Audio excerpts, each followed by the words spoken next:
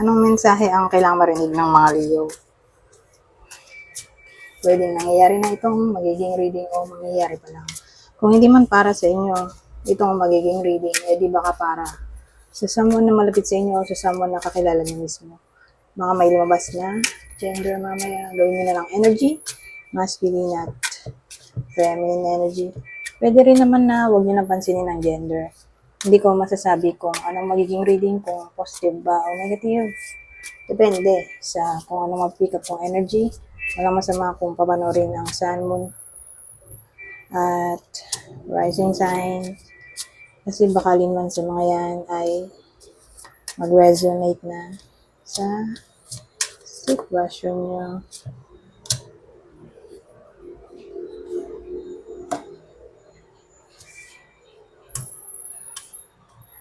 Medyo madilim lang ako, kaunti. Kaya nang sobrang liwanag naman ito.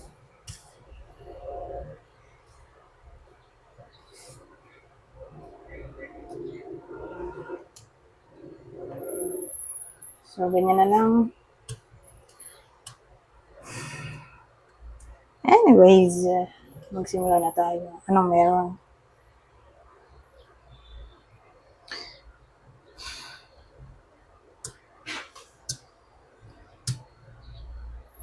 Ano kaya to? Ace of Swords.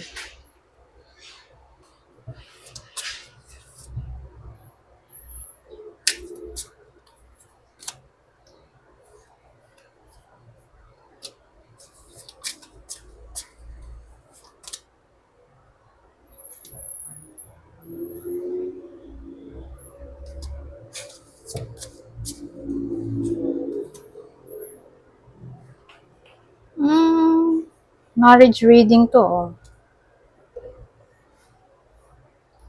So, pwedeng tumama sa inyo tong reading natin. Kung hindi man, ay baka tumama sa someone na malapit sa inyo, kakilala, o idol na kasal. Maganda to in a way na mapaglalabanan ang anything na may kinalaman sa bad habits, toxic behavior, addiction.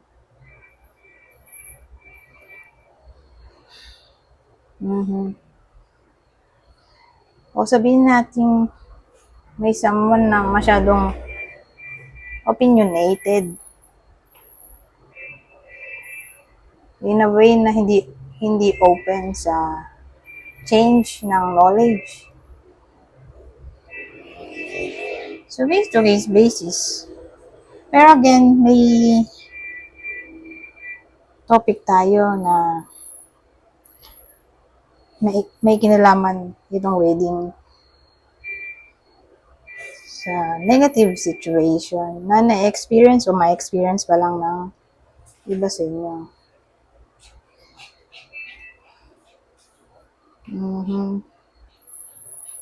Pero again, specific yung reading natin.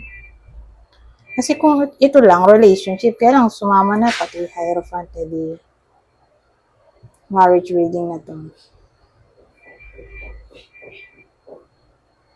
So, dahil mapagtatagumpayan yung negative behavior, situation, addiction, bad habits, o anything na parang hindi mapagkasunduan. Doon papasok tong the sun. So, magkakaroon ng somewhat celebration o reunion. Lalo na kung mag-aaway at maglilid sa no contact o separation.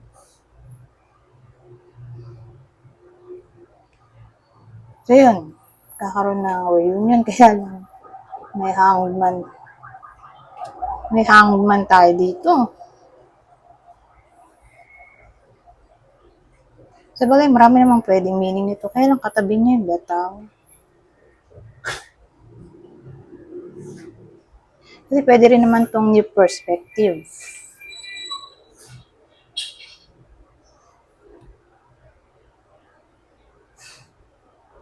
Ano kaya tong tower na to?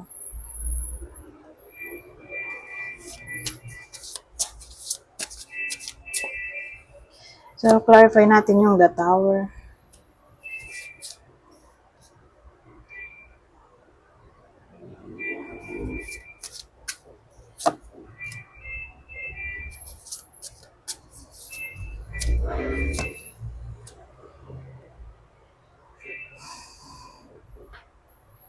So, anong pwede mangyari dito sa the tower?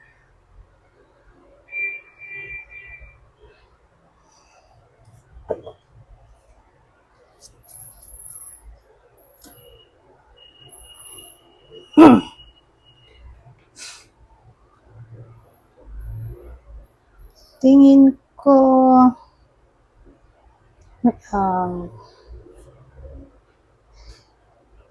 lalaki yung may bad habits. O negative energies sa kwento na to. Kasi yung dating sa akin,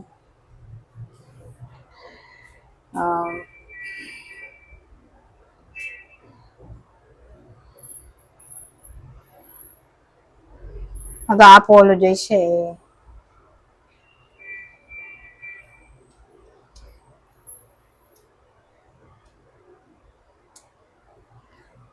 Apologize, ito naman pwedeng peace. So again, lalaki yung magkakaroon na ng courage o confidence na magbago. Magsimula ng magbago, kaya may the tower. Kasi the tower ay change, sudden change. Pero tingin ko, hindi pa ito nangyayari. Mangyayari pa lang sa iba sa inyo.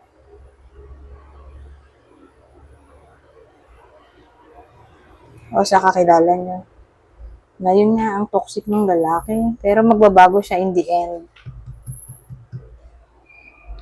Buti na lang.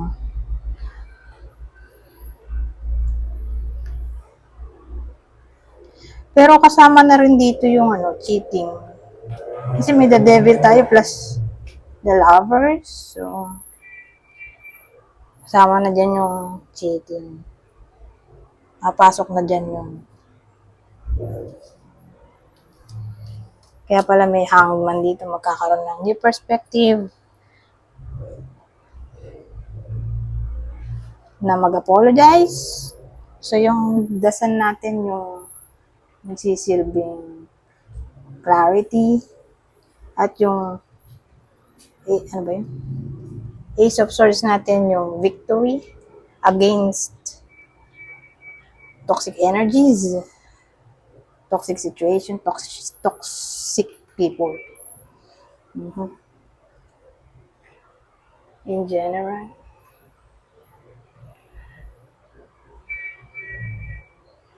Anyways, kuha tayo ng ibang senaryo.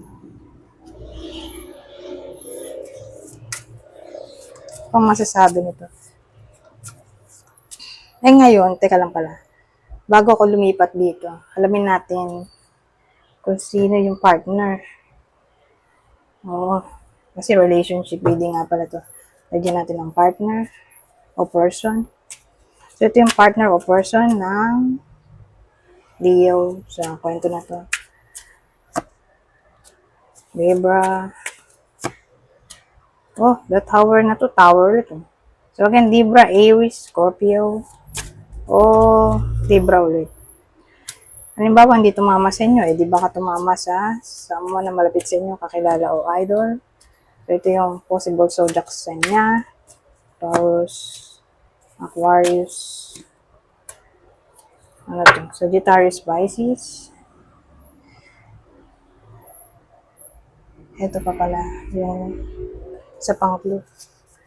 Same instruction. Kung dito tumama sa inyo tong clue, di baka tumama sa person nyo, kakilala o idol. Kunin nyo lang yung clue na sa tingin nyo ay fit sa sitwasyon nyo o sa kakilala nyo. So, may someone na may blue ang mga mata.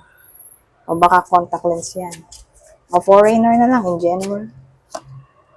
So again, kunin nyo lang yung info na sa tingin nyo ay fit sa sitwasyon nyo. Kung hindi fit, di wag nyo napansinin. So may someone na pregnant. O baka mabubuntis pa lang.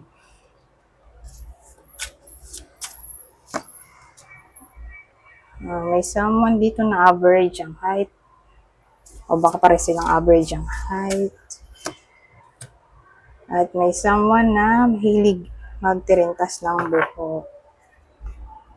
O gusto magtirintas ng buhok. So, punta na tayo dito. Ano pang masasabi nito? Ibang senaryo na tayo dito. The devil ulit. Pag may umuulit na card, ang dating sa akin, magkarugtong sila. Karugtong lang ng kwento.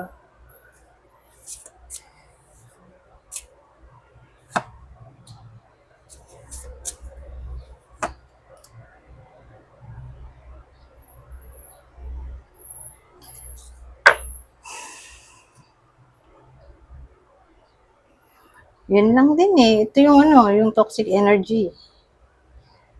So, mula dun sa toxic energy, magkakaroon ng enlightenment. Dun papasok yung clarity. At yung magician natin, magmumukha na yung aksyon. Okay? Yun yung aksyon na gagawin. Nung someone na nababalutan ng negative energies, wala sa katinuan. Magkakaroon siya ng somewhat willpower na, yun nga, magbago in general. Wala namang something new dito. Ito pa rin yun eh.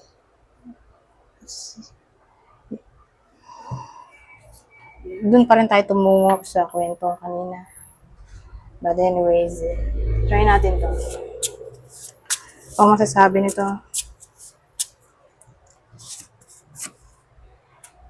ibang senaryo. Ito, iba ng senaryo na talaga to.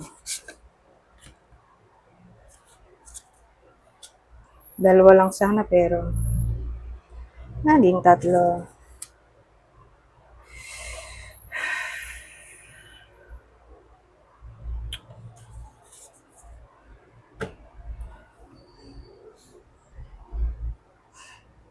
Maraming pwedeng case dito. Imagine niyo may coffin, bulaklak, cross. Anong naiisip niyo? So probably may madededs. Huwag naman sana. Pero kung di man literal na ganon, asahan natin ang ending of something na pwedeng mag-lead sa new change. May kailangan i-let go para magkaroon ng new opportunity. Ngayon, ibang case, sabihin natin may someone, whether kayo to na may sakit o kakilala nyo na may sakit. Ang dating, lalo na kung yung may sakit ay matanda. Okay, matanda na mga 50 pataas. So kung may sakit siya, whether kayo to o someone na kakilala nyo na malubha o magkakasakit sa period ng 3 months. So, awa ng Diyos, gagaling siya. So, ito yung may sakit. O pwede rin namang dahil sa spirituality, gagaling yung tao na may sakit.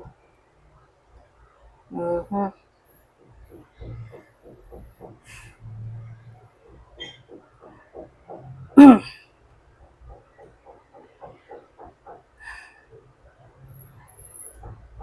ano pa?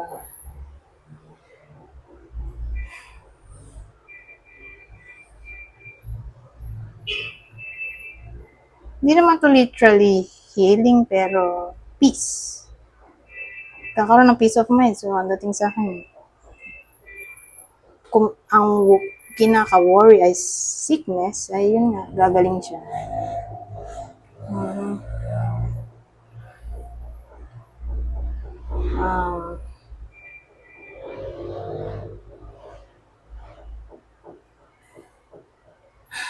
ano pa ba?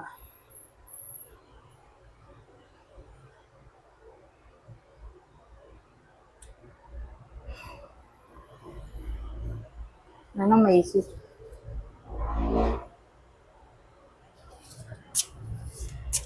Lagyan na natin.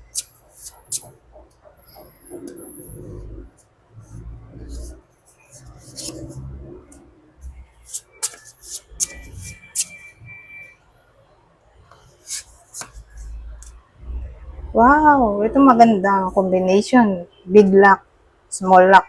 So, expect natin ang malaking chance ng luck. Okay? O big opportunity, small opportunity. So, saan natin ng big happiness, small happiness. Yun nga, ang big chance ng happiness, luck, opportunity. Okay? Para sa iba sa inyo. Malaki din ang chance na magkapera.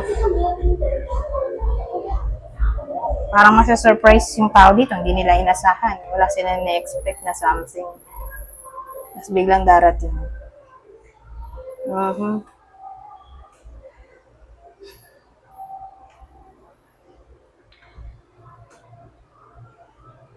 Pwede rin halimbawa, may ghosting, separation na nangyari. May chance pa ng reconnection. Hindi ko pa masabi kung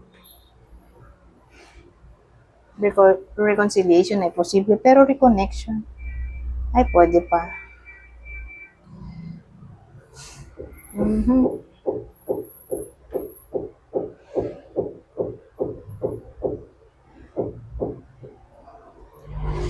So, yun. Sana lang natin na masa-surprise ang iba sa inyo at magiging masaya. O pwede rin unexpected encounter to sa someone na malapit sa inyo o kakilala nyo na mabait sa inyo.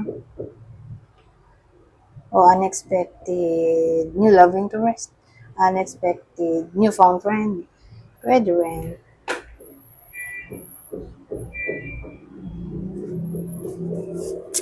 Ito ang huling spread natin. So,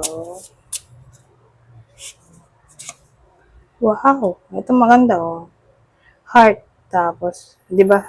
Heart, tapos letter. Love message. So, expect natin to. Whether single or in a relationship. Parang ma-open up through text, chat, email. Text, chat, email.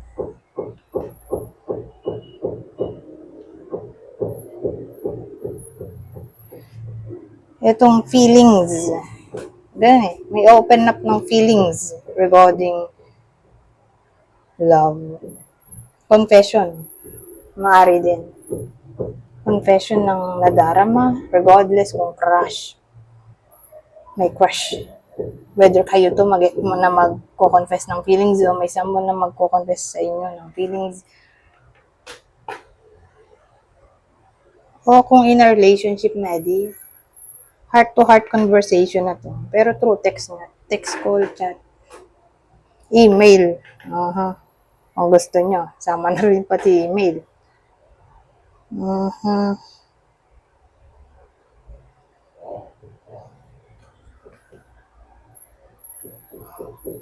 So, ligawan ay posible rin. Wala. So, back and forth na message kasi to mula sa someone na malapit sa inyo. Pero again, through text to, kasi ano, letter to. Text chat ko, ay, hindi kasama yung call. Through text chat, email, text chat, email. Nakalimutan ko na yung mga pinagsasabi ko kanina.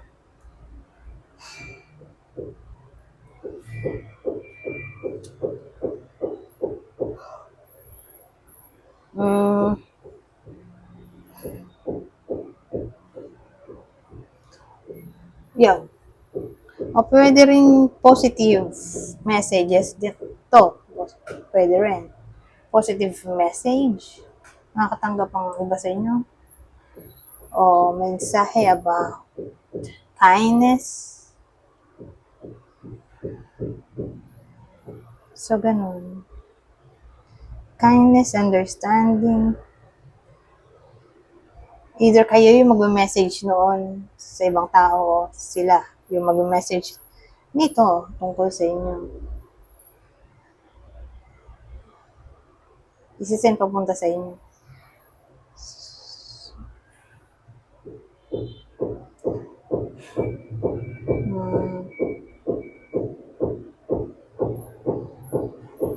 Anyways, sumba yung isa kong deck.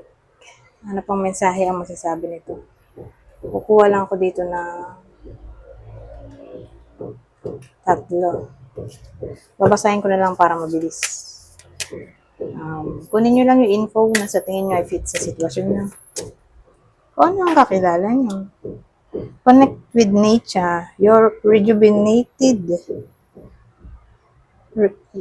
You're rejuvenated and inspired by spending time outdoors. Ito. Children. Your connection with children is part of your life's purpose. Oh, pregnancy ulit, oh. Kaya lumabas na to. Ito na naman, oh. So, malaki chance na may someone na buntis yung tatamaan ng reading o mabubuntis pa lang. Na yun nga, either may babaeng mabubuntis na nanonood o person nyo o may kakilala kayong mababalitaan nyo na lang na buntis pala. Buntis na. O pwedeng manganganak na. So, pregnancy, the birth of a child brings great blessings to you and the world. So, pwede rin blessing to. Nakakatanggap ng blessing. Anyways, hanggang dito na lang. Goodbye. So,